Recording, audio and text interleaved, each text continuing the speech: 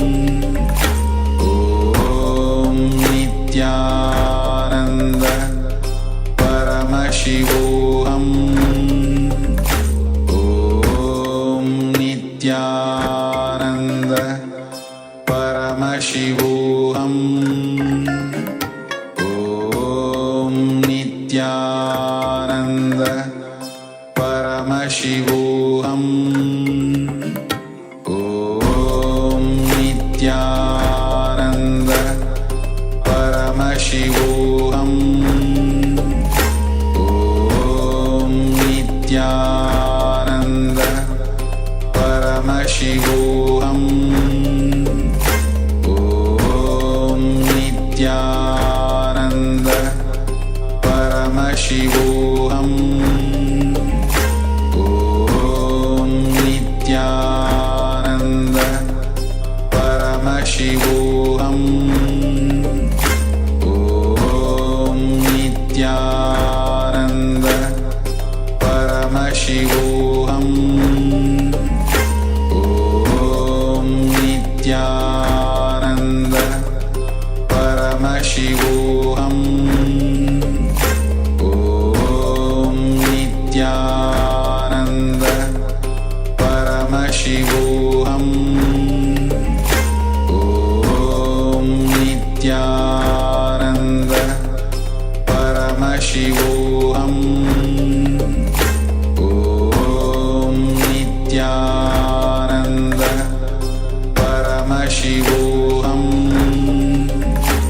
ॐ नित्यानन्द परमशिवोऽहम् ॐ नित्यानन्द परमशिवोऽहम् ॐ नित्यानन्द परमशिवोऽहम्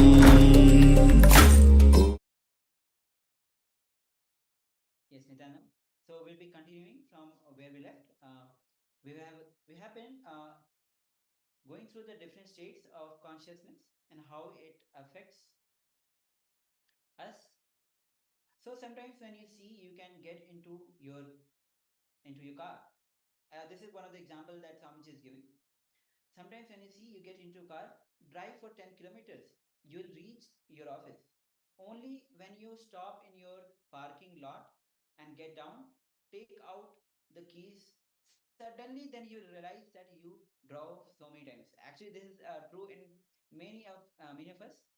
Actually, how many of you have experience while driving this, having driven for such a long time, and when you reach, and then you realize you drove actually for such a long time? Any persons? We can give a thumbs up just to share your experience if you have experiences.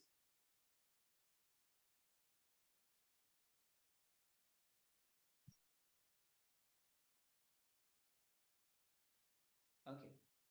So you would have taken hundreds of decisions to press the clutch, brake, press a brake, to stop or to run. You would have taken many decisions without your awareness. Suddenly you realize, oh, I finished my driving. Means the dream state in this case, the dream.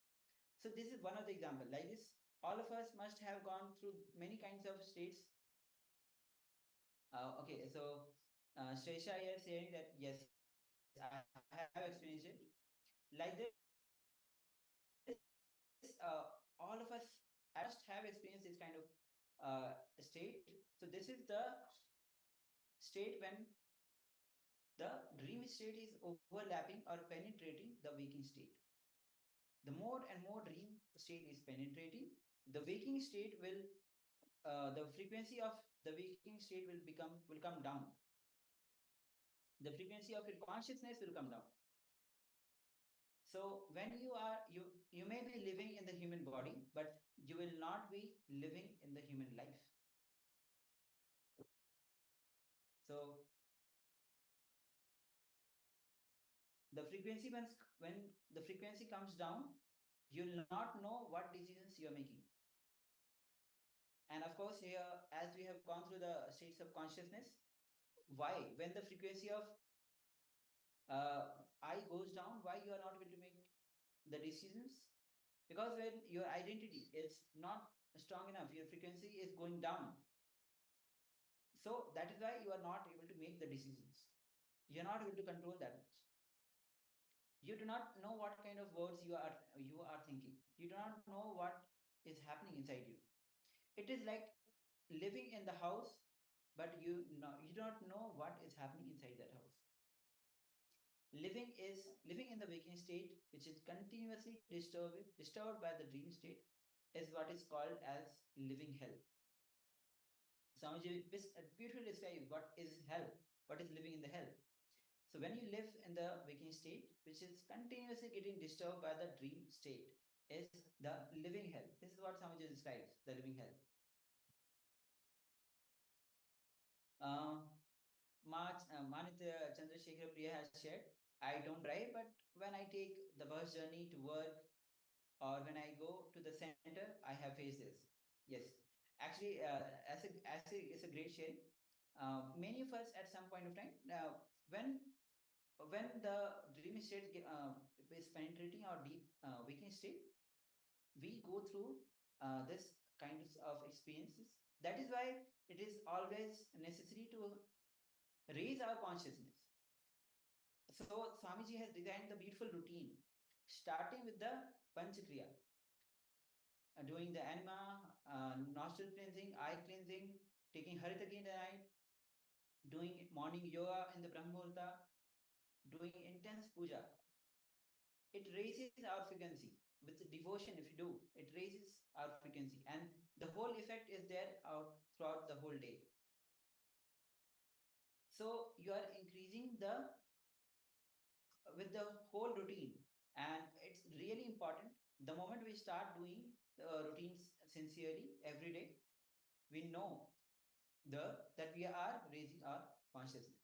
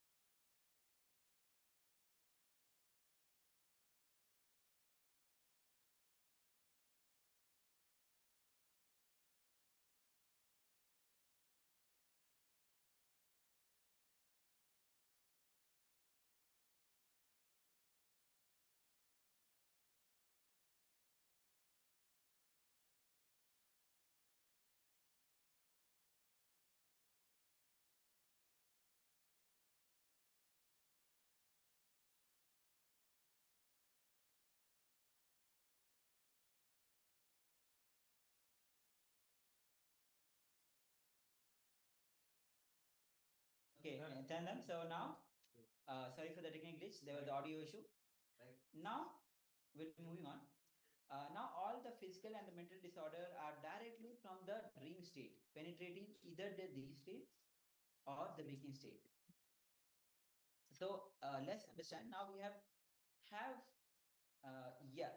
There was a little audio glitch, Mapuja. Yeah, the audio is a little fixed now. There was some issue. Anyways, so we'll be continuing. So now we need to understand that all the physical and the mental disorder are directly from the dream state. When the dream state penetrates either the deep sleep state or the waking state. Both, if it is penetrated by the dream state, you will have the physical and the mental disorder. If the dream state penetrates the waking state too much, this is what is called as depression, because you will not have the clarity to think further. So this is a new way of how Swamiji has described about the depression. How the from the level of being, how when the dream state is more penetrates more into the waking state, because you don't have the clarity, it brings depression in us. You will not have the clarity to move further, because the dream state where the frequency of I is very low compared to the frequency of thoughts. That is why you don't have the clarity, and which creates depression. I hope all of you are understanding. I hope all of you are understanding how these states of consciousness, when they crisscross, even the disease, physical and mental disease, comes to us. So you will not have the clarity to move further. You will not have the freedom or the energy to move further. This is what we call depression. We feel like all the doors are closed, all the possibilities are over. Yes, I hope all of us can relate to this particular thing when we feel the doors are closed and all the possibilities are over. So understand this is coming from when the dream state is penetrating more and more into the waking state. We are not having the clarity. The I consciousness has reduced and the thought frequency is more than the I consciousness. So the next question is, why meditate? Let us come to the question. Yes, and this is a beautiful question. How and why meditation is helpful in our day-to-day life? Meditation is needed to create more and more influence, awareness over your thinking state and unconscious state. Instead of dream state penetrating thinking, and instead of dream state penetrating the waking state and deep sleep, your Turiya, the fourth state, that is the blissful state, is supposed to penetrate the waking state and deep sleep state. Yes, not the dream state. It should be the fourth state, the Turiya. That state should penetrate the waking state and the deep sleep state, so that we are all in the blissful state, the super conscious state. So the more and more you meditate, raise awareness, raise your consciousness. The fourth state, the Turiya, which is the Turiya. The word itself means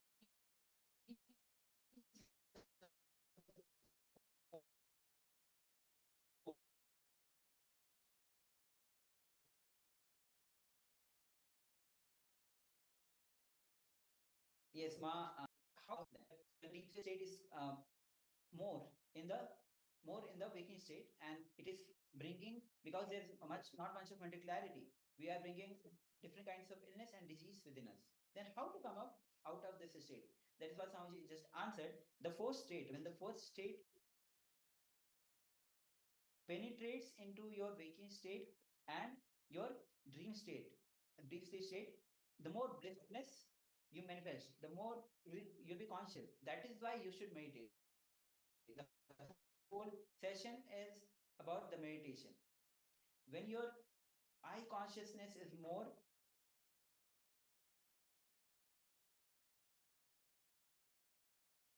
you when you are I conscious, the Turiya penetrates in the waking deep sleep state. Will not be bringing the physical and the mental disorders. Depressions will not be there. So as we are going through why meditation, many people actually ask this question: why meditate? Actually, though people are have become aware of the word meditation, they have started doing in their own way, but having the clarity which Swamiji is giving, why meditate and how it penetrates into the different states, is really important to encourage you, inspire you to meditate.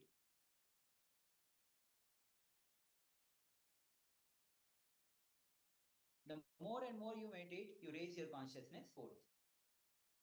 So you can't name this state, because you can give any name like samadhi, enlightenment, atma jnana, brahma jnana, nirvana. Any name you can give, different names, but the same state. This Turiya, the fourth, is the state which has been given this name. This state, if it starts penetrating, overlapping the waking state and the deep state, you will see health in the body and the health in mind. Of meditation is to experience this state at least once. The fourth state is at least once and bring more and more influence of the fourth state onto your waking state and deep sleep state. If your waking state, the Turiya, that is what we call Jivanmukti, the living state.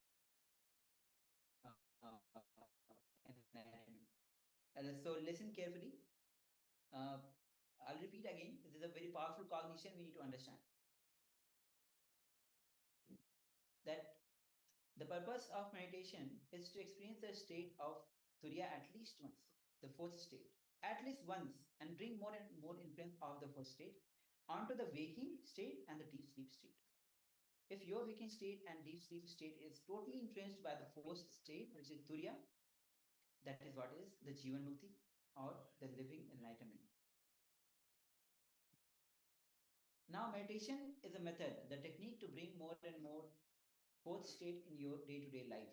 If you experience the fourth state in your waking state, the deep sleep state, you are meditating. The purpose of meditation is to bring the fourth state into your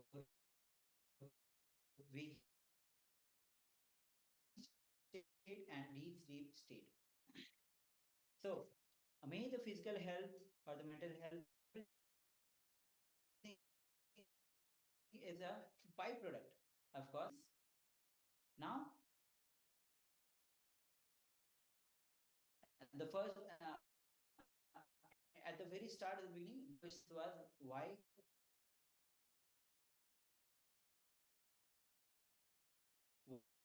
what and when to meditate. Now we are moving to the next question.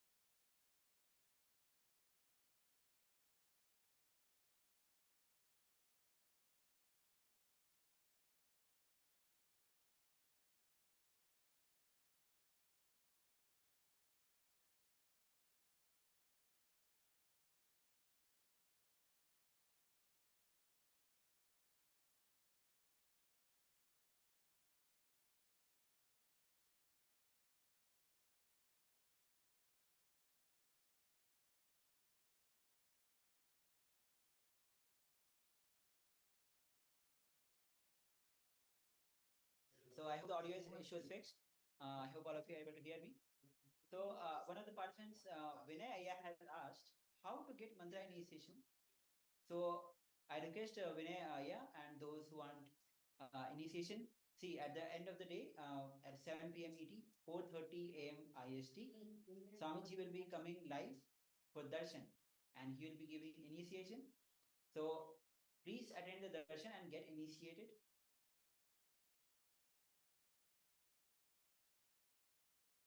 So now we'll be continuing from where we left. So now the next question is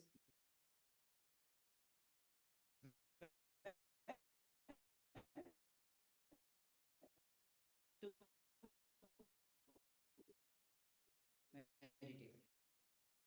As Swami says, it's a very controversial question because all the do and people think, oh, I have enough time. I can do when I don't have anything else to do. No, I that when I am not looking at the question, I only about the timing of the meditation, the decision to do meditation, the decision to enter into the meditation. When should happen in life. Meditation is just like reading owner's manual before you start driving the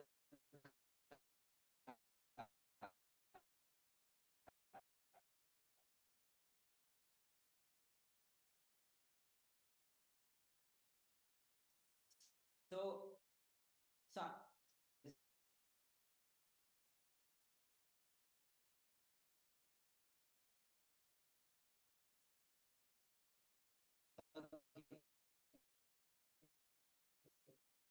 so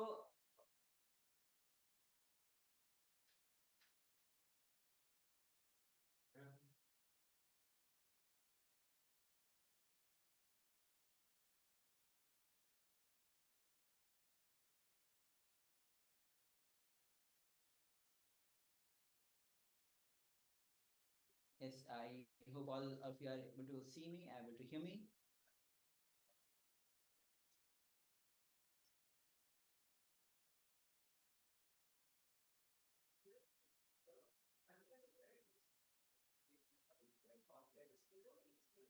Yes, Nityanam.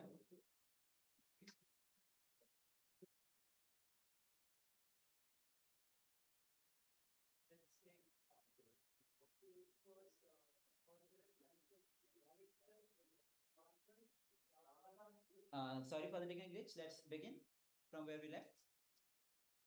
So now, this is Swamiji very briefly describes how meditation is just like reading the owner's manual. And the importance is why should you meditate and when should you meditate? So meditation is not thing that you do something separate from your life. Meditation is useful to your daily day-to-day life, what you do. And it is reflected in your health, wealth, even in relationship, because more energy you have, more you'll be free from illness, free from disease. It will reflect in every single dimension of your life. So the person who does not read the owner's manual before driving the car will naturally create accidents. In the same way, the person who does not start meditation before entering into life will naturally enter into suffering and depression. The basic truth thing for the life is a psychological revolution. Understanding one more thing. I wanted you to understand that the question when you meditate needs to be understood and analyzed very deeply. Meditation is the basic thing for the life. It is the very basic need.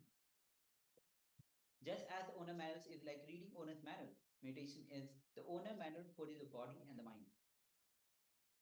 The moment you start living, you need to go through it and enter into it.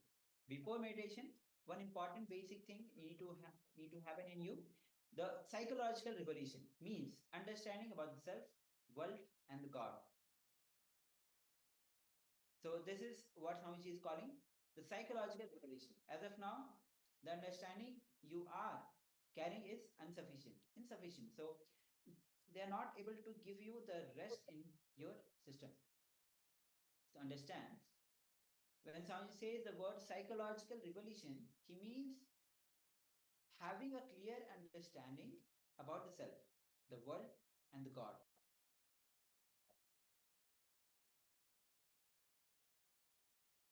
So when you have the clear understanding about the self and the God,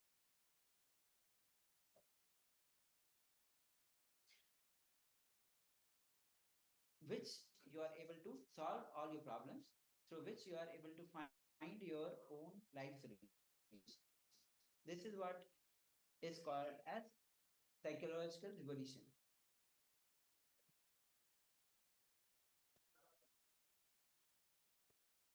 Jai Singh, cannot see you. I think the video is fine now.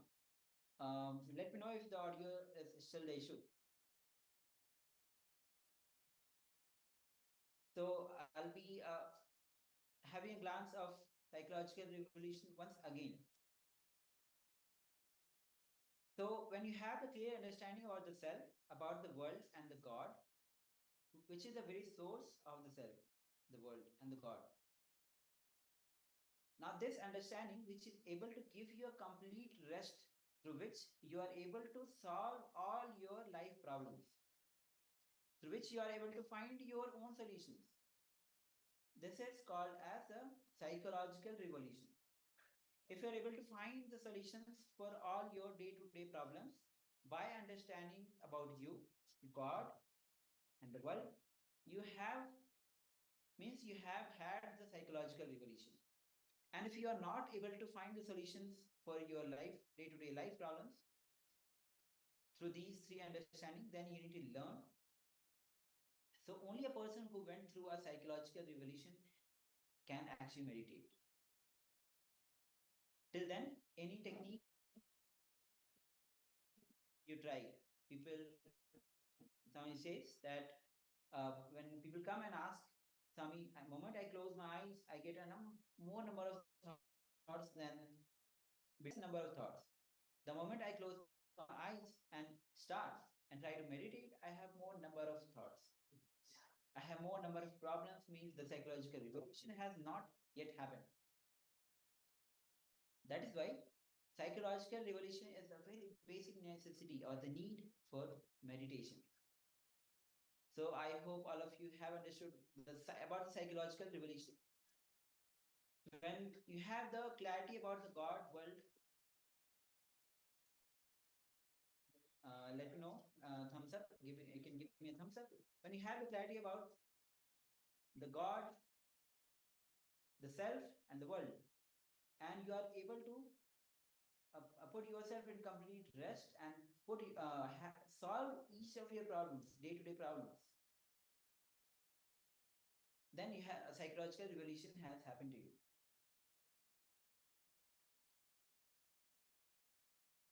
Now, when we address the question, when we meditate, we say after psychological means that the clear understanding about you, understanding about the world, and the clear understanding about the God, which is the source of you and the world. You may think, if I have clear understanding about all these three, then I don't need to meditate. It's like a vicious circle. You don't have the clarity and you can't meditate. If you can't meditate, you will have the clarity. You will not have the clarity. So it's a vicious circle. Now, if you add clarity, that clarity will lead you to meditation. The meditation will lead you to more clarity. It is also a vicious circle. So I want all of you, all the participants, I request all of you to pay attention in these words. The more clarity you will have, the more you'll be able to meditate, and the more you are able to meditate, the more clarity you will be having. So with this session, I will be requesting all the participants to start finding time for yourself to meditate, as not only it brings you in the space of oneness, that reflects and penetrates into the waking and the deep sleep state. And your physical health and mental health is also improved.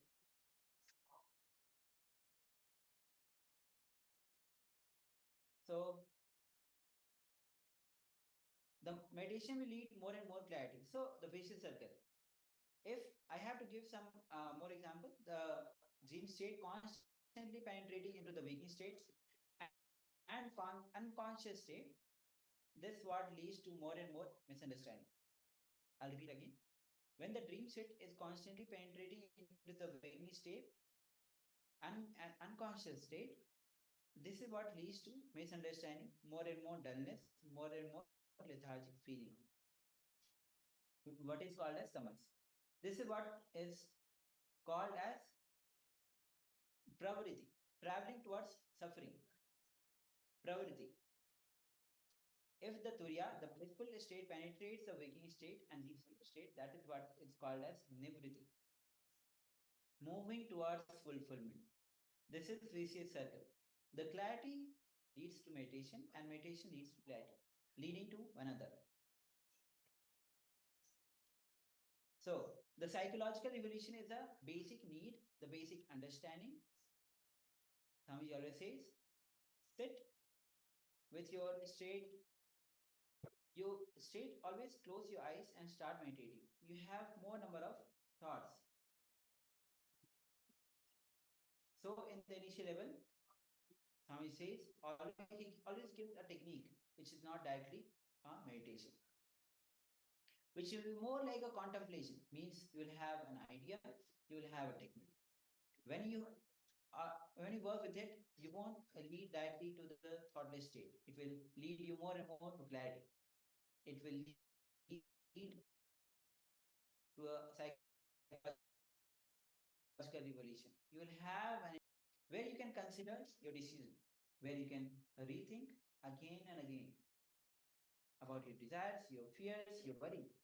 What you think as the base in your life. You can again and again look into the details. You can again and again look into these. So, a small story. So, as a story time, I request attention. So, Swami says the three old ladies sitting and bragging about their son.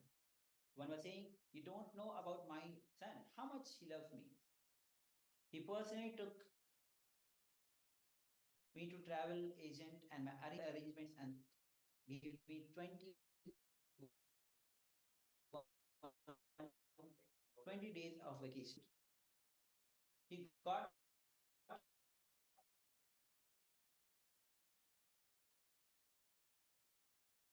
a separate, not only the thing for 1 month.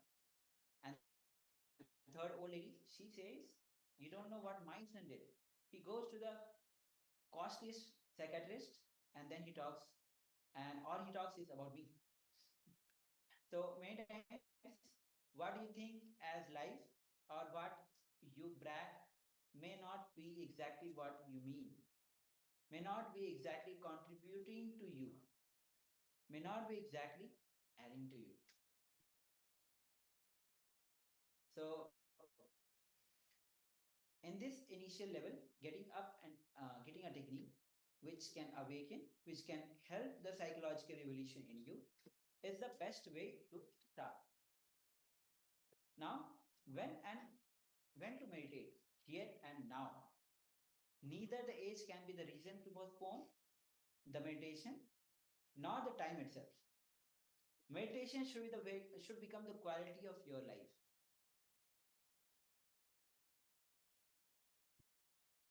So you should not give the reason of time, you should not give the reason of age. The very meditation should become the quality of your life.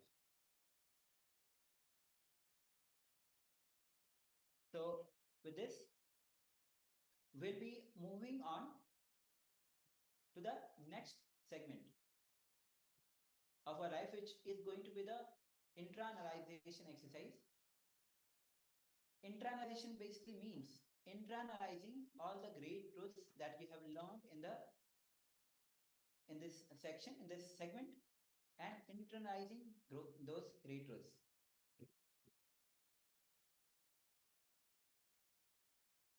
So just a moment, I'll be the intra that we are going to do is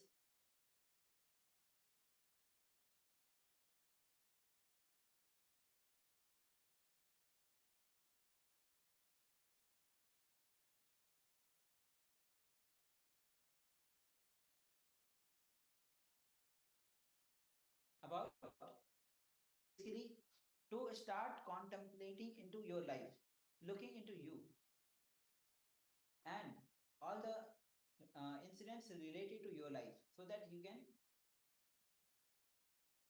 the truths, the powerful cognitions which you are learning, you can apply that into your life.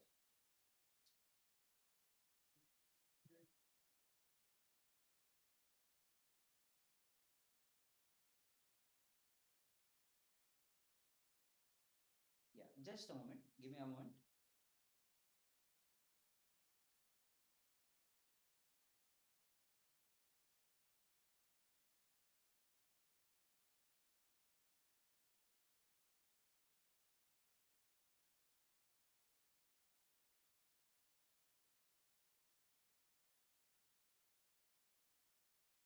So all the participants, please have the pen and the paper with you.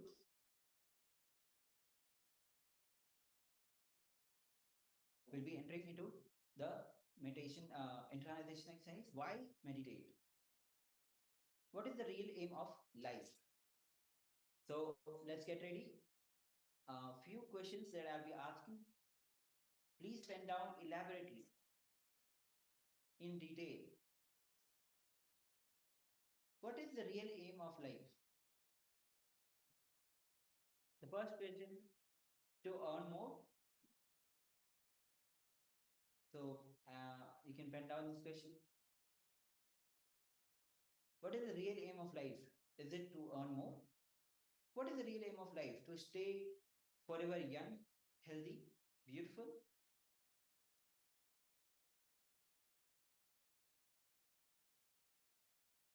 What is the real aim of life? To have better, long-lasting relationships?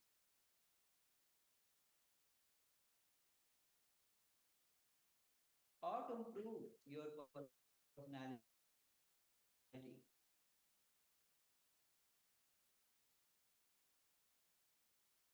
Like this, the rest will go on. And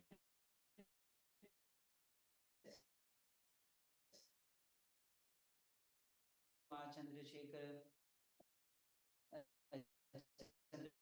Rajeshwari, Mahapuja.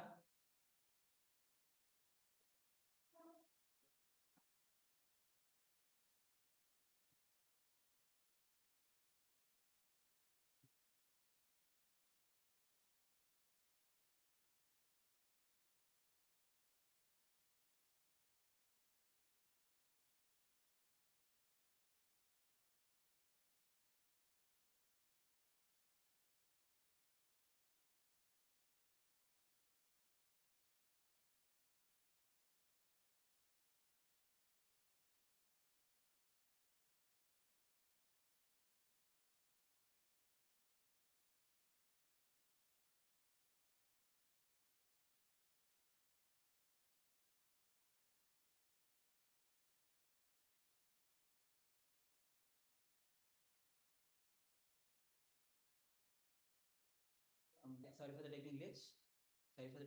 So we are entering into the internalization exercise. Yes, what is the real purpose of life? This is a question that we need to ask individually to ourselves, because each of us will have different goals, different purpose in our life. Whether you want to earn, you have the purpose of life to earn more, to look young, beautiful forever,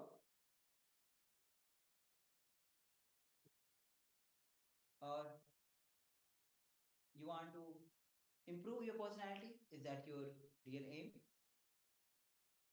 You want to have a better, long-lasting, beautiful relationship in your life. Like this, the list will be endless. And so these questions, please ask the questions elaborately to yourself and pen down each and everything without hesitation. I request all the participants, this is for you to internalize, to look into yourself. So I request all the participants to pen down in detail. So let's begin.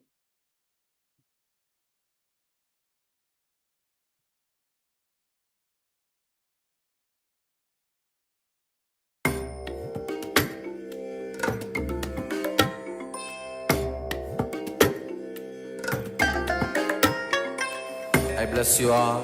Let you all open all your three eyes and manifest the powers of Mahasudashiva. Om Nithyananda Paramashivoham. Om Nithyananda Paramashivoham. Om Nithyananda Paramashivoham. Om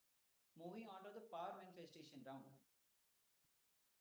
So, whenever there is a Jnana segment, after there will be intra-analyzation exercise, and there will be power manifestation round to manifest the cognitions which you have cognized, the internalized, to manifest those the powers through those powerful cognitions. So now today we'll be manifesting the power of reading the thought current.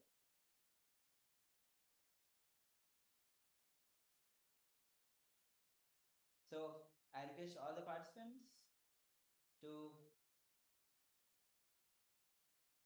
sit cross-legged on the floor with, and if you're not able to sit on the floor, you can sit on the chair. But make sure you're always sitting with your head and spine in a straight line.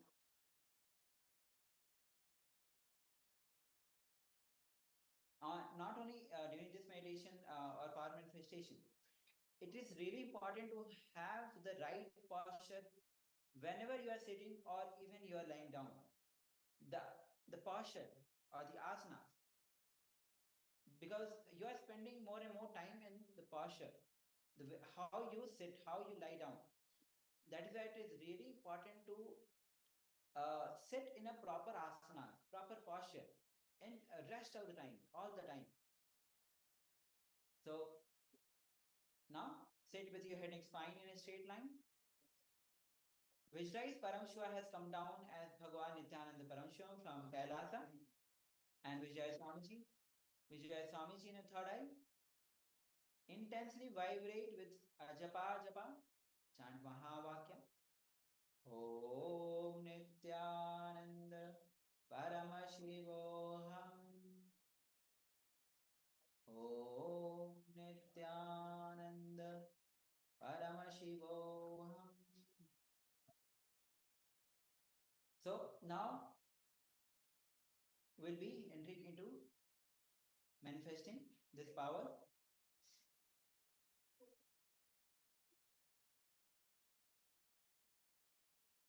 All the participants,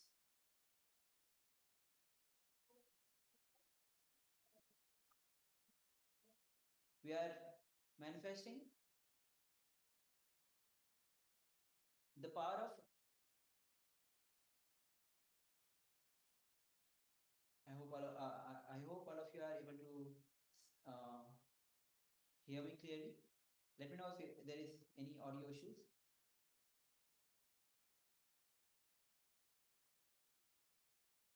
Okay, so now let's take a few minutes and start scanning the thought currents of a person. So now take a few minutes. Fine. You can pair up in the Zoom. You can pair up in the Zoom, or you can in your home or the workplace, wherever you are, please ask a person just for a few moments to participate in this power manifestation. Yes, you can ask your family members, your friends, or wherever, if you are in workplace, ask, or even you can pair up in the Zoom. So I request all of you to have one pair up, one volunteer for this power manifestation, where you will be scanning the thought current of the other person. Yes. So let's begin. Declare intensely, you are Nithya Paramashivoham. So now let's begin this power manifestation.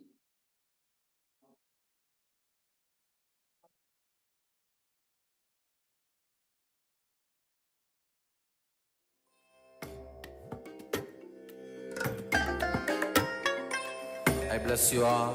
Let you all open all your three eyes and manifest the powers of Mahasudashiva. Om Nithyananda Paramashivoham Paramashivoham Om Nithyananda Paramashivoham Om Nithyananda Paramashivoham Om Nithyananda Paramashivoham Om Nithyananda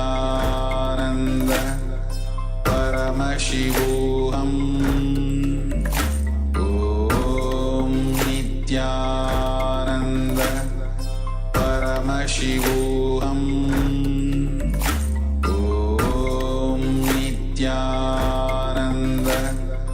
Paramashivoham Om Nithyananda Paramashivoham Om Nithyananda Paramashivoham Om Nithyananda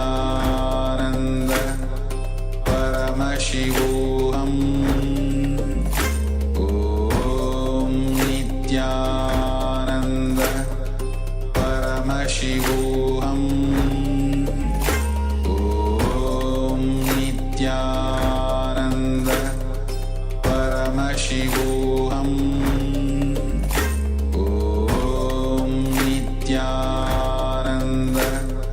Paramashivoham Om Nithyananda Paramashivoham Om Nithyananda Paramashivoham.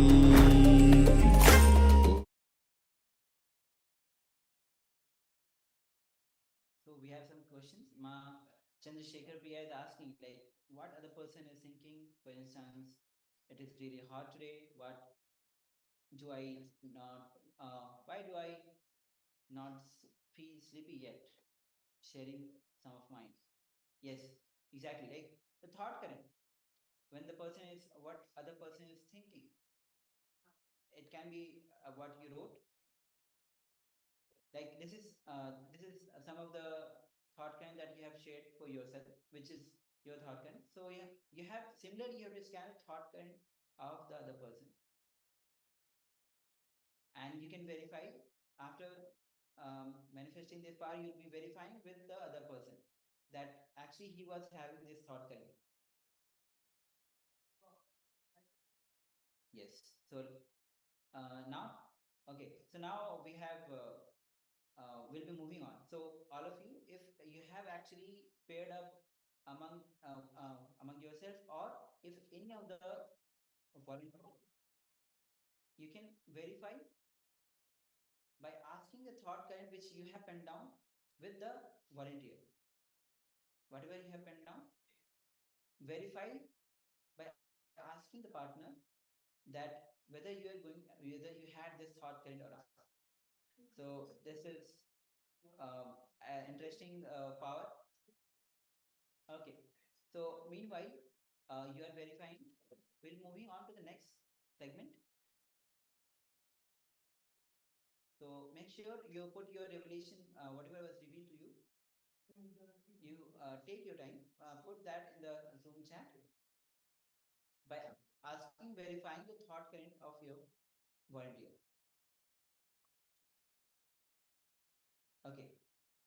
So now, and the next session is going to be next on the meditation or the types and the benefits of meditation.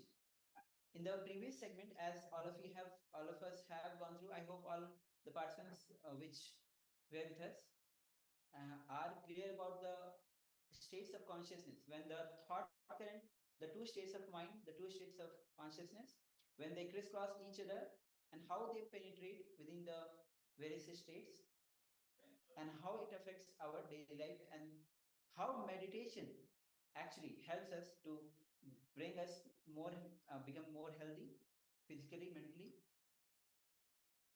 So now in the next segment, we'll be discussing about the meditation, the types and the benefits of the meditation. So there are three types of meditation. In this session, we are going to learn about the three types of meditation. Changing the inner software through meditation. Inner software is basically our mind through which we function. It is actually an inner software. Then infusing awareness into the four states of consciousness. I hope all of you remember the four states of consciousness: the deep sleep state, the waking state, dream state, and the turiya, the fourth. So there are three kinds of meditation. One, it is a kind of truth or the beginning, bringing your awareness to the life. This is supposed to be done 24 hours. Techniques like vipassana or bringing your awareness to the present moment, 24 hours. It is not the part of your routine. It should become the quality of your routine. So there are other kinds of techniques for which you need to spend particular time. For example, morning 1 hour or evening 1 hour or some specific time. There are some meditation technique which needs to be done the whole day. There are some particular times, and there are some with a particular times, and there are some other you neither need to do whole day nor spend time. Just very remembrance is enough. There are some great truths when you are really in that mature state. You don't need to. We don't need a separate technique. We don't need to practice the whole day or a particular time. Just very remembrance. You'll be in that state. You'll be in that state, and you'll be experiencing the truth. In Zen, there is a very beautiful saying, just very remembrance, you will be transported to that zone. And there's a beautiful story from the Upanishad. In the Upanishad, disciple comes to the master and asks for the technique or the method for enlightenment. Master says, Tattvamasi. Tattvamasi. Thou, that art thou. You are the truth. The story says, that very moment, the disciple got enlightened. It's a very strange story. Though I hope all of you are along with me, following along with me. Please make sure that you are in the listening mode. As in the previous segment we learned, the more and more consciousness, the I consciousness, I identity we bring in the waking state. From the turiya, we bring more blissful state, that state to the waking and the dream state, the more we will be conscious. So make sure that you pen down these things, cognize these things, and start applying these things in your life. Start find time to meditate, to raise your consciousness. So the strange story, I'll be continuing. Just master repeats few words and the disciple got enlightened. How can it happen? How is it possible? Looks too much. If you have done two different techniques, means the technique needs to be done the whole day. And the technique which needs to be done at a particular time, that very maturity will lead you to the level. The moment you listen, you will start experiencing it. You will start experiencing the states. Then when to meditate, why to meditate, and different question. And now the question is how. There are so many different techniques. Nobody asked the other day why. Actually, Swamiji, somebody asked, why so many gods, so many techniques, and so many methods? In the West, Swamiji says, in the West, why do you have so many cars? Why do you have so many cars? Because you have spent so much of energy doing the research for the comfort level about the luxury. So much of time and energy has been spent to develop the comfort and luxury. That is why so many cars are there, so many luxurious things are there. In the same way, in the East, we spend so much time thinking and doing research and development on how to raise the consciousness. Because we have done so much of research and development, we have so many methods, so many techniques, so many gods, and so many paths. All those things are available to us because we've done so much of research and development. We have hundreds and thousands of techniques in front of us. So many methods.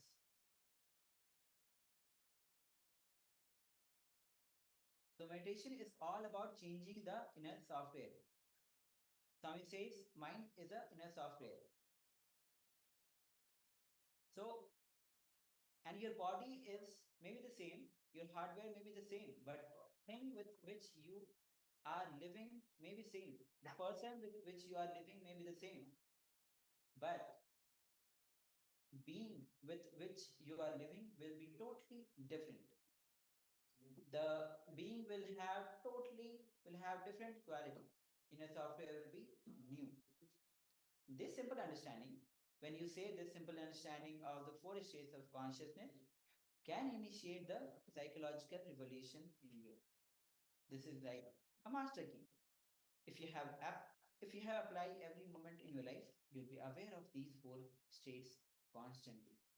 You will see before every decision, the mechanism on the way in which your thought process goes on towards meditation, towards the decision will change.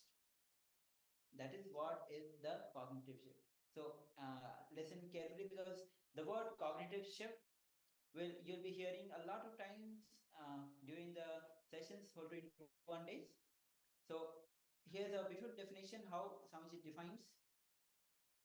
If you apply every moment, if you apply this master key, which is a psychological revolution, in your life, every moment you are aware of these four states of consciousness, you will see before every decision the mechanism or the way in which your thought process goes towards meditation, towards the decision will be changed.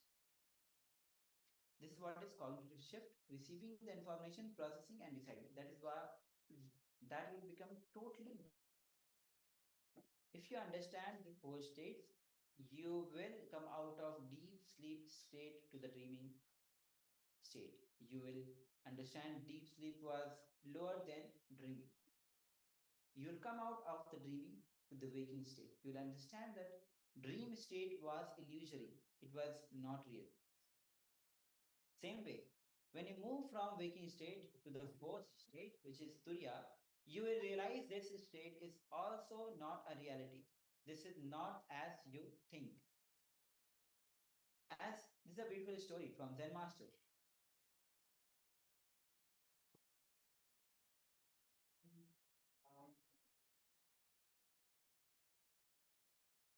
One day, early morning, Zen Master, he came out of his bed and started crying. All his disciples, they gathered around him and they said, "You are an enlightened being. Why are you crying? It is really surprising that you are crying." He said, "No, yesterday night I slept, I dreamt that I became a butterfly." The disciple says, "You don't have to cry for that. Now you are okay. You're out of it. Why are you crying for it?" He says very beautifully, "I do not know whether I am dreaming that I have become a butterfly, or that butterfly is dreaming now that has become a Zen master. I do not know I was dreaming that I have become butterfly, or the butterfly is dreaming now has become the master." So it's a beautiful story. You'll hear this story again and again. Swamiji tells again and again. not just to tell you a story, but to tell you so that you can cognize this powerful truth about the different states of consciousness and how is it really real, which state is actually real, whether the are you that is the dream state real or illusory, is the waking state real or illusory, or this next state. So understand there's no scale to say the state is in which you are there is authentic.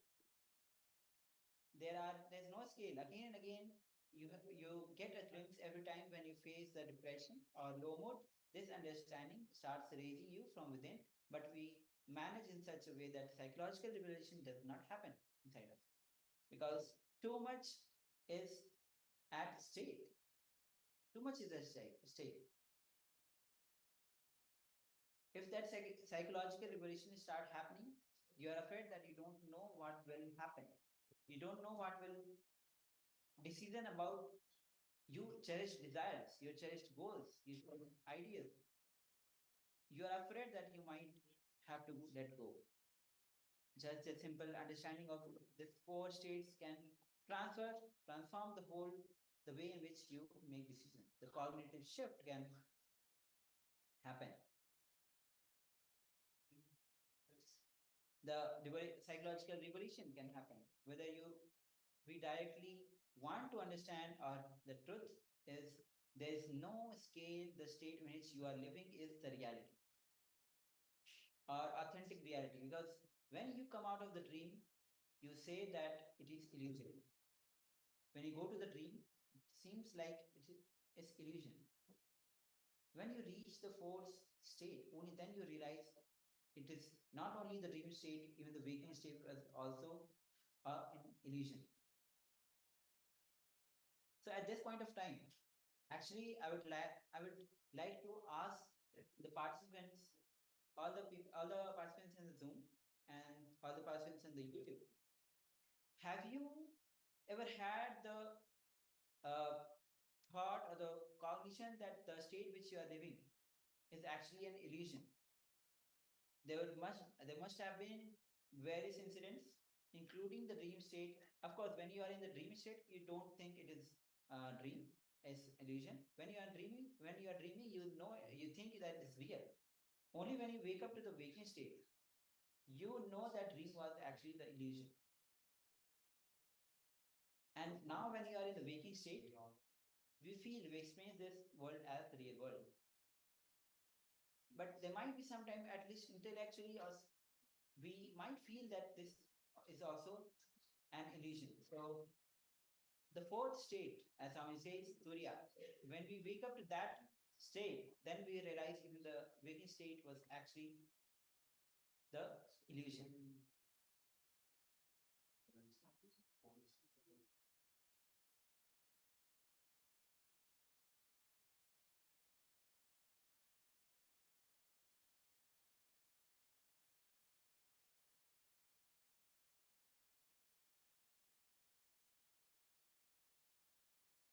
Sorry for the audio was actually muted. So now, sometimes you would have this experience daily in the dream state itself.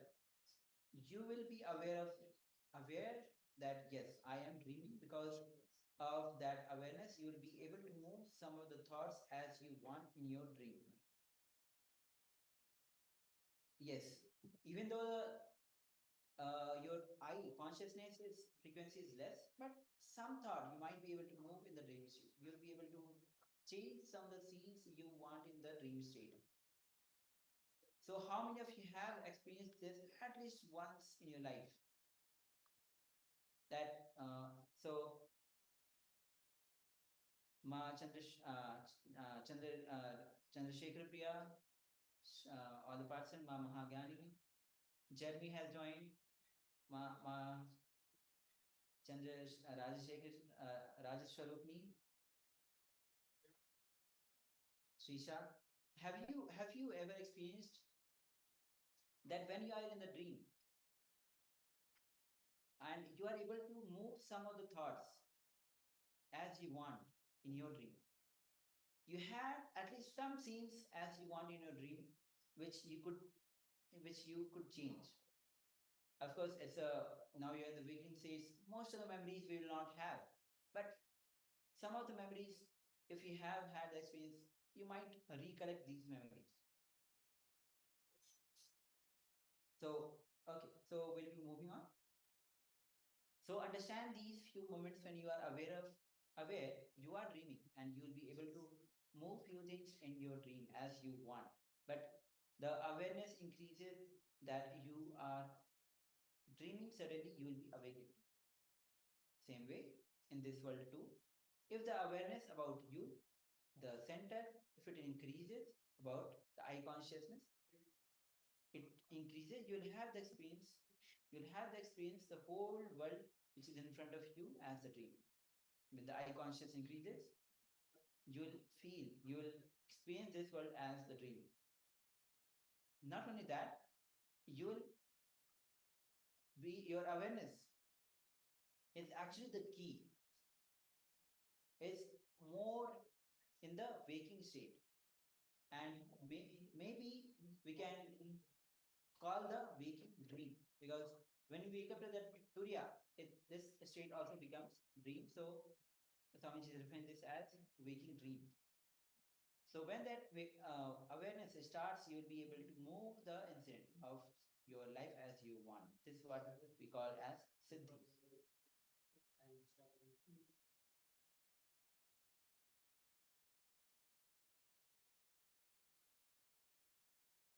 When the frequency of I increases, you will suddenly start experiencing the waking state.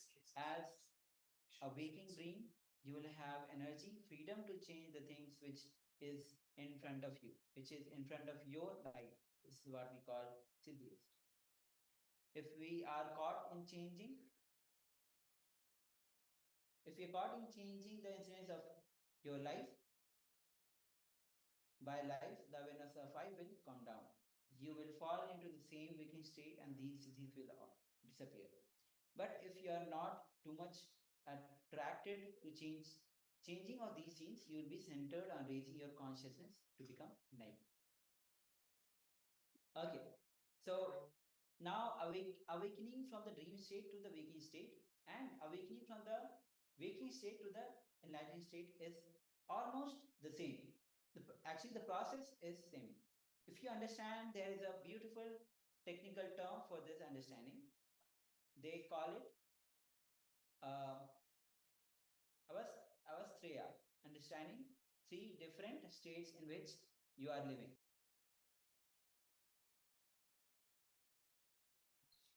Yes, this is called as avasthatraya, understanding the three different states in which you are living your daily, everyday life.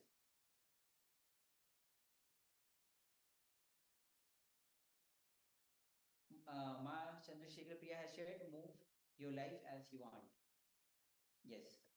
So there will be some incidents in the dream state when you could actually remove some of the thoughts, some of the scenes during the dream state.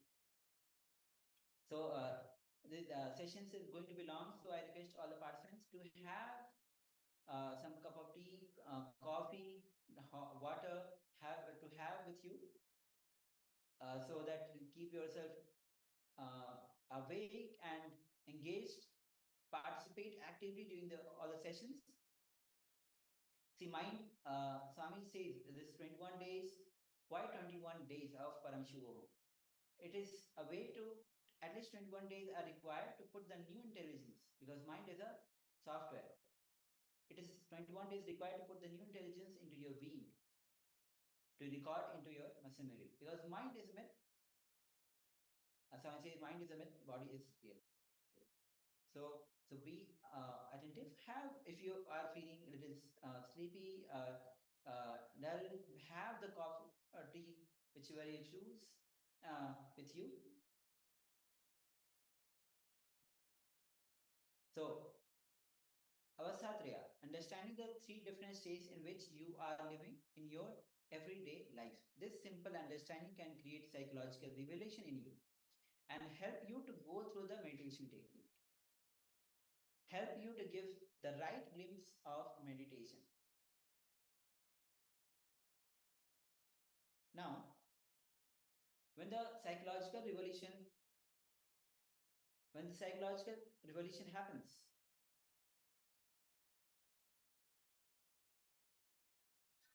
the inner healing happens. With the inner healing, if the techniques are practiced naturally, the outer healing also happens. Without the psychological revolution, if the techniques are practiced, they are called as kriya or the yoga. Just the physical movement, very superficial understanding about yoga. And when with the psychological revolution, if the yoga is done, it becomes meditation.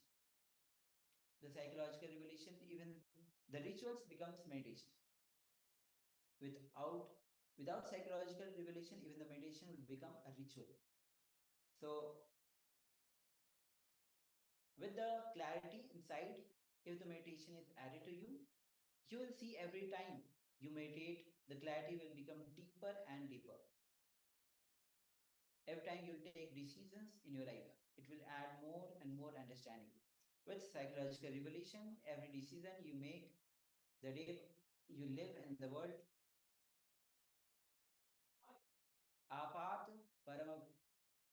paramanas, the experience of enlightened master will become atma pramana. So atma pramana and apta pramana will become your very experience with this psychological revolution. Now we are entering into the stage of psychological revolution. Every moment you add into your life will be pravriti, going out, adding more and more suffering. Okay, so this is a very important concept. I want all the persons to have their listening. We are talking about pravriti and nivriti. So the more and more, the moments you add into your life without a psychological revolution in your day-to-day life, that will be going to go out, adding more and more suffering into you. More and more low you'll be feeling. It will be more and more difficulties without the psychological revolution. This is called as pravriti. And with the psychological revolution, it will become nivriti. Every day you will be becoming more and more relaxed. So contemplate on yourself, look into yourself. Are you working through the psychological revolution with or without? So are you moving towards pravriti or nivriti? This is a Sanskrit word. If you are aware, you must be knowing it. So you'll be feeling more and more relaxed, more and more resting, and more becoming aware. The essence of what is psychological revolution is the understanding that these four states of consciousness clearly and try to raise yourself to the higher and higher frequency. If you have the frequency of hundreds, it is deep sleep. Thousands. If you have thousands, then it is a dreaming state. If you have approximately 2000, it is waking state. And maybe in lakhs is Turiya or the blissful state. So sometimes you spend most of your life, most of your time, most of the energy between the dream state and the waking state. Means moving between these two. Half of an hour, you will be aware you are in the waking state. Suddenly you will see many things are happening in you without even without your awareness. When you come back and wake up to see half an hour is over, you just have done or you have thought so many things. Now you are not aware of what is going on. You are not aware of what was happening. This is what we call a state between the dream state and the waking state. Most of us spend 80% of our day in this state. Understand? Never think just because you are out of your bed, you are in the waking state. No, because you can't spend your time in a bed. it is necessary for your survival to be out. Maybe because of that reason you are out of the bed. Bringing yourself out of dreams and out of the waking state is the way of meditation. Neither in the dream state nor in the waking state, bringing you completely out of these three is what is called as dhyana or the meditation. So, neither the dream state nor the waking state, bringing you completely out of these three is the dhyana or the meditation. Means when you reach to the fourth state, when you wake up to the fourth state, Turiya. So when a person tries to work, when a person tries to raise his consciousness towards Surya, which is the fourth state, naturally his body and mind starts getting healed. Swami says, when people come, they ask Swamiji, what is the essential quality for a spiritual life? Swami says, three things are needed for a successful life. I don't even want to call it spiritual life. The term is loaded with so many different things. Three things are needed. The first is intensity. Second is intensity. And third is also intensity. Nothing else.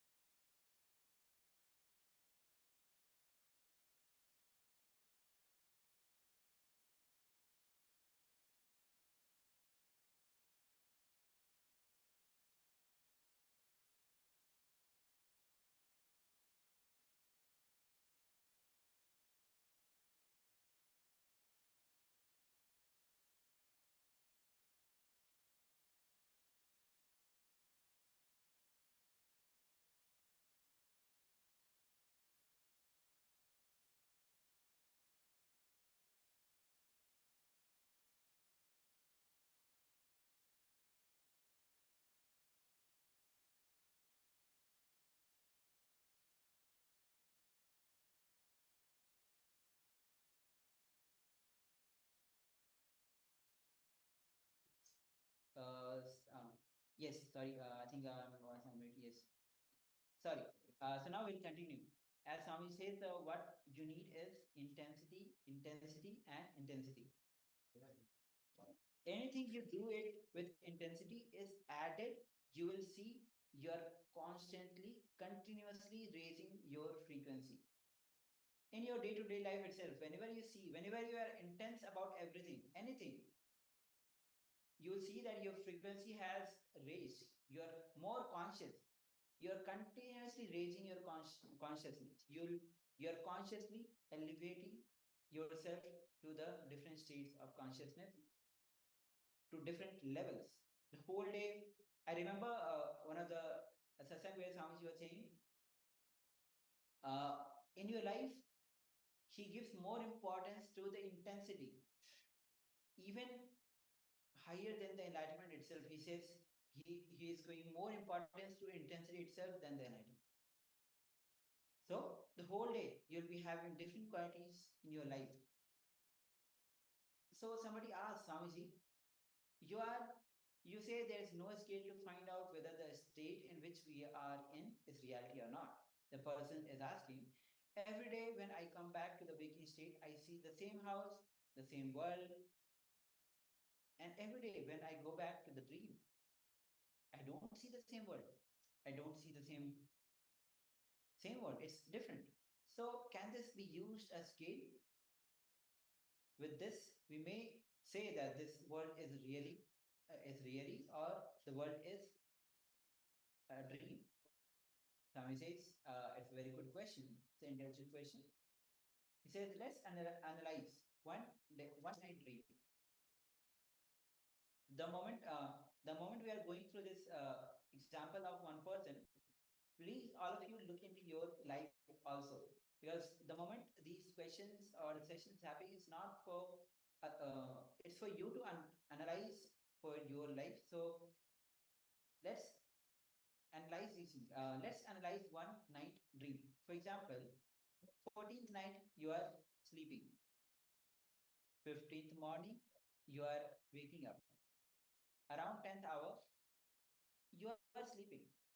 Have you ever realized in one night dream you have lived for 10 to 20 years of your life?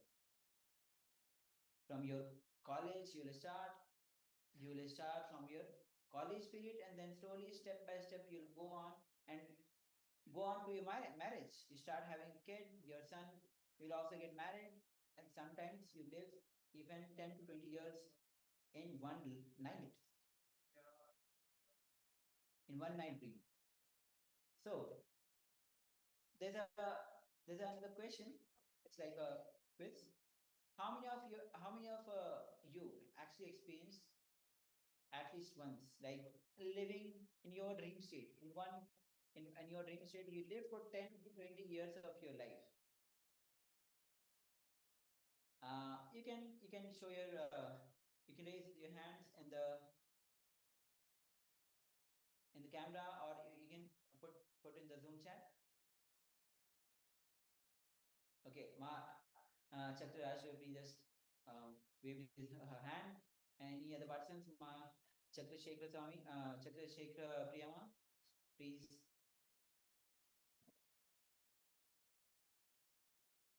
Yes. Okay. So, scientists are saying now you don't continuously sleep. Maximum you spend only 30 minutes in your deep sleep state. Then only you come out and spend little time in the dream. Again, fall back to a sleep. Spend some time in the deep sleep and come back. Come out and spend some times in the waking, in the dream state. Now, in the east, maximum time is 30 minutes. In the west, it is only 16 minutes.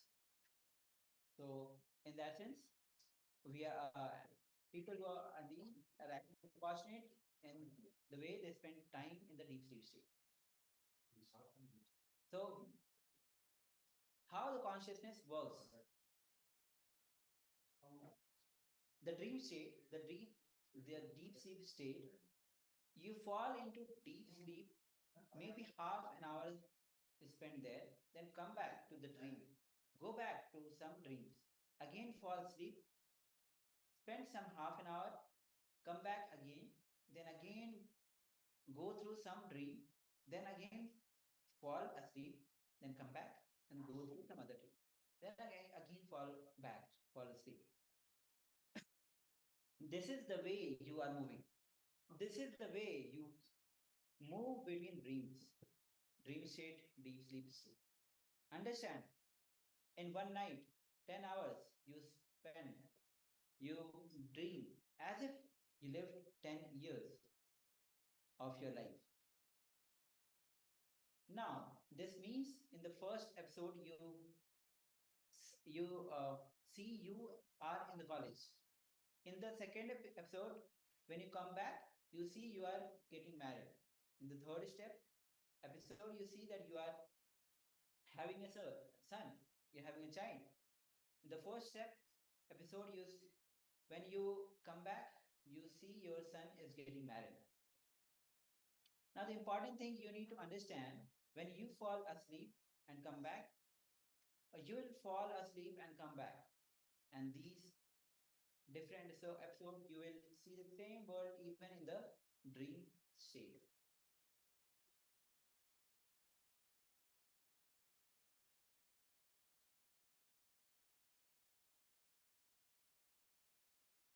Okay. Shresha is saying, I is saying that don't remember Maharaj. It may be I have experience for about 2 or 5 years. Okay.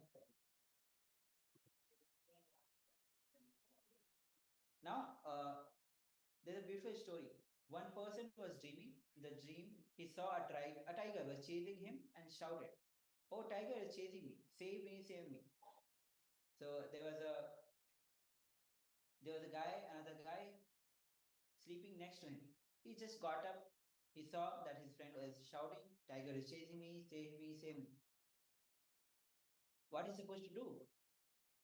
He is just supposed to tell him, "Hey, get up." Instead of that, he just tried to supply him some weapons you don't want, you don't know what will happen. He may kill himself or he may kill you. You do not know how to decide. If you are so if you understand these basic things, understand, suddenly you will see the decision making process will be revolutionized.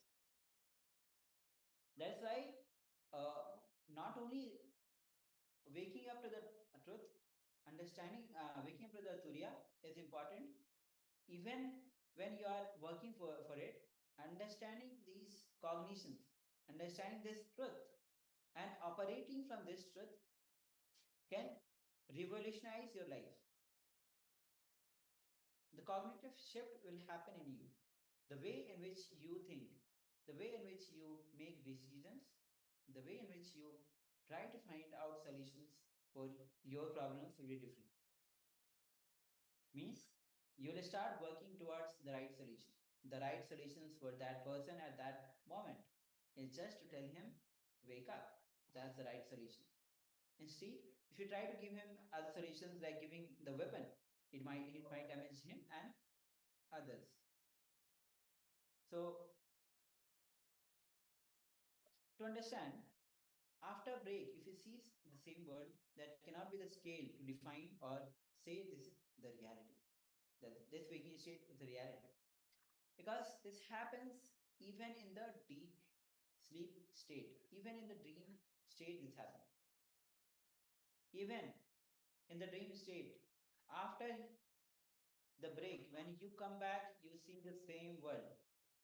So, just because you come back from the deep sleep, you will see the same world, cannot be the same reason to say that this is the reality.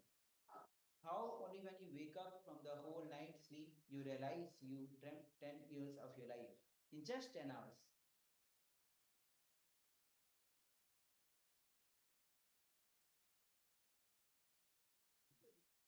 Same way, when you wake up from this dream, suddenly you may realize you dreamt 90 years of your life, maybe in few hours. Who knows?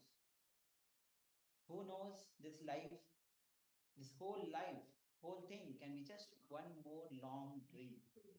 Realizing, understanding, there's possibility, this can be one more long dream, will turn much of your attention and awareness to the center, to the consciousness. This is the first step in spirituality. I will repeat this again because this is one of the powerful cognition you need to analyze, internalize.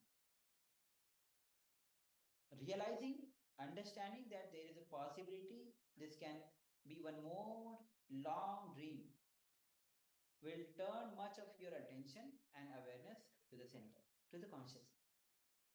And this is the first step in spirituality. The first step for psychological evolution. Again and again, our suffering are given a clear statement. We are holding on to emptiness. Our suffering is nothing but a clear statement from the reality. You are not living with the reality, but somehow we know how to recover. Now, in the Bhagavad Gita, when the first chapter of Gita, where Arjuna, which is the Arjuna Vishad Yoga, means Arjuna is expressing his depression, confusions. When he's going through all the depressions and confusions, we also face the confusions. We also face the depression in our life. And this is the depression of success. After achieving what we have achieved, but realizing what for we want to achieve has not happened. What for we want to achieve has not happened is a kind of depression will happens in us. Very few rare intelligent people only understand that I am facing this suffering or depression because I'm not living with the reality. So at this point of time, I would like to ask all of our participants Master Pranandrananda has joined. And so I would like to ask this question to all of you. Have you ever had the depression of success? Means after achieving. Yes, Jeremy Maxwell has also turned on his video. So, yes. Jeremy is saying that I have depression. Yeah, but we are talking about here the depression of success. Just yesterday, I was going through one of the powerful video where Swamiji was saying, whenever you feel depressed, just start enriching. Go on enriching, because when you are depressed, I am vegetable. You are not vegetable. Okay. Whenever you are depressed, means you are getting hold of yourself too much. Just start enriching. The moment you start enriching others, depression will just leave your system. Start enriching people with the powerful thought currents, powerful cognition. Contribute to their life. The moment you start enriching, and Swamiji has again and again told, enriching is the best way to, or the sudden way to get enlightened. So to get out of depression, the best thing is to start enriching. The more you think of yourself, you'll start getting depressed more and more. Start enriching, start contributing to other lives, get involved in others' lives, start causing others' reality. You'll see depression will just go. Like helping someone to get the job they want. Yeah, it can be that. Am I allowed to do that? Start enriching. It can be your friends, your families, your friends. Not only the big things, even the small things. Helping with small little things in their life. Start with that. You cannot neglect anything in your life. Whatever is happening is the part of your life. So start from the very basic things of your life. So you don't have to do like big things. You have to wait for big things. Start with the simple things that you're having right now. So yes. So we'll be moving on. What we want to achieve, but realizing what for we want to achieve has not happened. It's a kind of depression, the success of depression.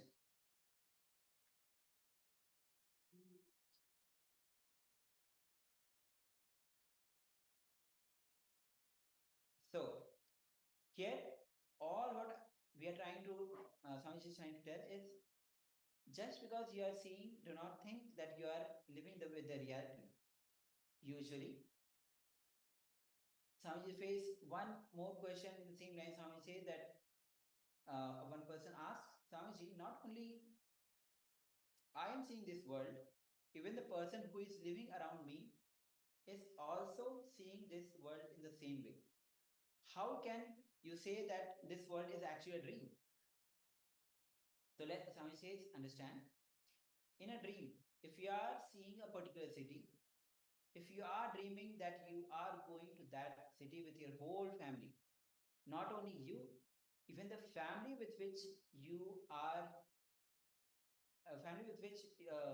you are inside in your dream, will also see the same city, because they are also the projection of your mind. Yes, I hope all of you are getting what Swamiji is trying to tell.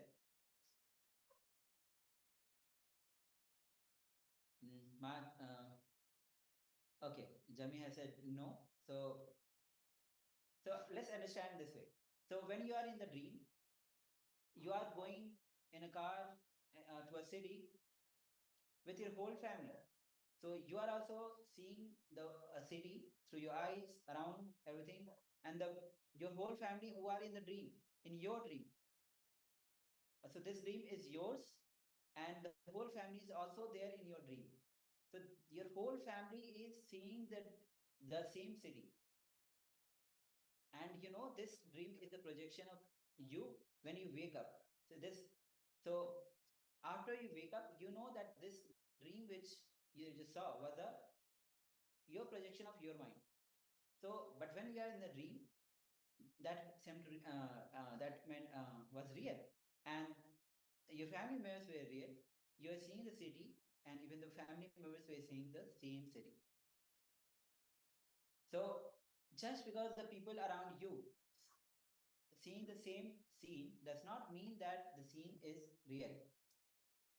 Even the people around you whom you are seeing can be the projection of the same scene, can be the projection of the same scene.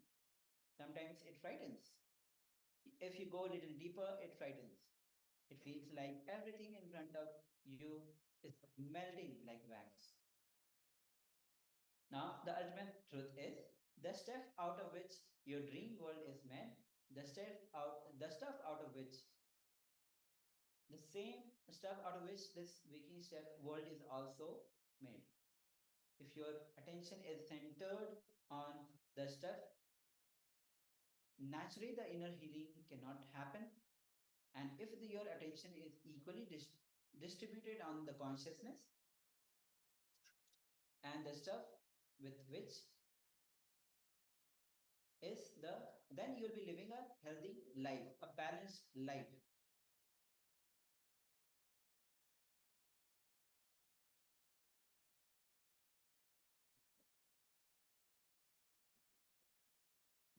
Okay. So you will have the physical, mental health and the life. If your attention is totally centered on the consciousness, not on the stuff with which these worlds are made. So put your attention on the consciousness, not on the stuffs out of which the world is made. This is what is living enlightenment, Jivan Mukti. So, and the moment you start putting your attention on the consciousness, you, when you are centered on consciousness, you will have the health, physical and mental health, and you'll be filled with the energy. Whether you want to, you want the Jivan Mukti or not, whether you want to live enlightenment or not. But if you can turn a little bit of attention towards the eye consciousness, towards the truth, towards the center, suddenly you'll see the tremendous energy, tremendous inner healing happens in you. Swami says, realizing this whole world is one more dream brings tremendous healing effect in you. Understand, for example, if you are facing some big difficulty or depression, be very clear consciously. If you realize this whole world, whole thing is a dream, you will see such a relaxed feeling or inner healing happening inside you. So this is one of the more powerful cognition that you can apply when you are depressed. See this world as the whole, as a dream, which is actually the truth. So even though you're not seeing it, start cognizing this truth and operate from this cognition. See this whole world, think as a dream, you will have so much of relaxed feeling. Inner healing will start happening in you. You can say that the inner healing is what is meditation. The rest awareness which happens in you is what is Satori, the first glimpse of Samadhi. Now the basic cognitive shift or the basic psychological revolution with the simple understanding that what you are seeing may not be the reality as you are thinking can bring so much of inner healing inside you, so much of restful awareness inside you. More and more restful awareness being added to you is what is called as inner healing. So we need to understand that the more we are bringing awareness towards the consciousness, the healing is a side effect. The health, physical and mental, is a side effect because the energy from the consciousness that comes heals our body, heals our memory, raises the quality of our consciousness. Instead of the dream state penetrating the waking state, as in the first segment, Jnana segment, we saw when the dreamy states penetrate into our waking state, and there is a clarity, very less clarity, and that brings physical and mental illness. But at the same time, when we are centered on consciousness, when the frequency of I increases, the clarity increases, and that brings tremendous health, physical and mental health. Because so much of your time, even though you are out of your bed, it is occupied by your dream state because of your low awareness. You'll be having the issue with the clarity and the health. So, people ask, and people come and ask Swamiji, if I start meditating, what will happen? I will not have time to do my business. No, it has nothing to do with the separate time. It is something to do with the inner understanding. Yes, this is one of the important click that all of us need to have. When the other person came and started asking, if I start meditating, what will happen? I will not have time to do my business. No, it is nothing to do with the separate time. It is something to do with the inner understanding. As of now, so much of your energy and time is being spent by dream state, possessing you, instead of what you can allow the Turiya state, blissful state, possessing you. You can just change the attitude, you can just shift the energy, you can just go through the big transformation. This is what is called as the psychological revolution. Okay. So now we'll be entering into the meditation technique, which is the Maha Mantra meditation.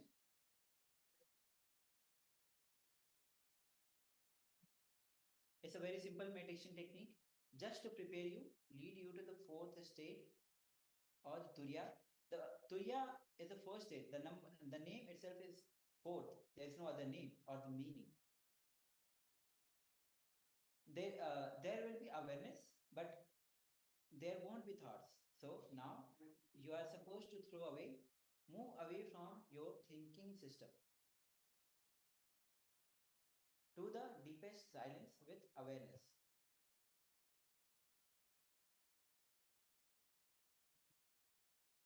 Now, this simple technique, in this technique is basically from the Tibetan Buddhism, and of course, it is there in Tantra from Hinduism. It was named in the name of Brahmi Mantra. In the Tibetan Buddhism, they call it Maha Mantra. The same meditation technique, Maha Mantra in Tibetan Buddhism and Brahmi Mantra in Tantra. So, very simple but very powerful technique. Go into the awareness with silence, going to the thoughtless state with awareness, without thinking, but only having the consciousness, the fourth state. So, I request all the participants to start this technique, go into the awareness with the silence. Going to the thoughtless state with awareness, without thinking, but only having the consciousness is the fourth state. So, let's start this meditation technique. I request all the participants to find a place where you can be comfortable without any disturbance. Next 15 minutes, let's perform this meditation.